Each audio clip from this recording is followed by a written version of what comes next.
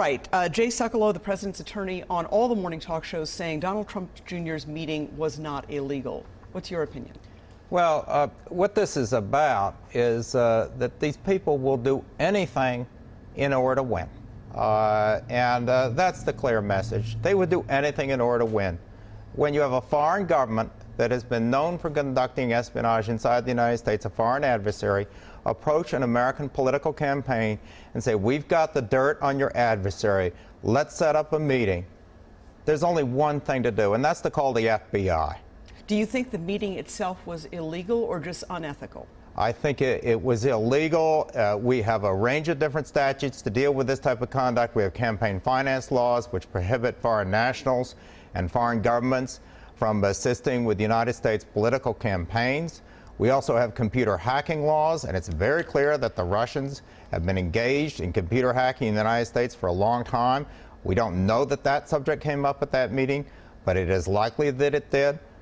We have a lot of laws to deal with this type of thing where a foreign government is trying to interfere with the United States election. There's only one appropriate response. It's go to the FBI and tell them about this. Because at the end of the day, Donald Trump was an American, Hillary Clinton was an American. This is a decision to be made by the American people without interference from Russia. Okay, and again, sir, you were one of the deputy counsels to President George W. Bush, so you've been in the White House, you've advised presidents.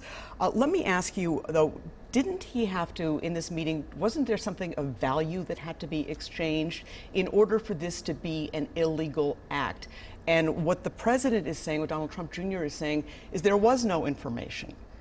Well, that's what they're saying now, that there was no information. If there was not going to be any information offered at the meeting, then why did the top 3 people in the Trump campaign go to this meeting with a Russian agent? Why did you have not only this Russian lawyer there, but a Russian lobbyist who've been working on the sanctions issue, trying to get the sanctions against Russia lifted? It appears to me that there was a quid pro quo, at least implicit, that what the Russians wanted was the sanctions lifted if Donald Trump won the election, and in return, they were going to help Donald Trump win by giving the dirt on Hillary Clinton. Okay. Donald Trump Jr. is not part of this administration. He is running the family company.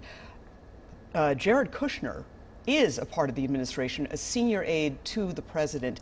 Is he in trouble here because it appears he didn't disclose this meeting and didn't disclose several other meetings that he has had to revise his disclosure several times? Well, that could very well be a problem because one of the ways that we deal with this type of conduct, people assisting foreign governments, meeting with foreign governments, when they shouldn't be, is through the statutes that prohibit false statements to the United States government.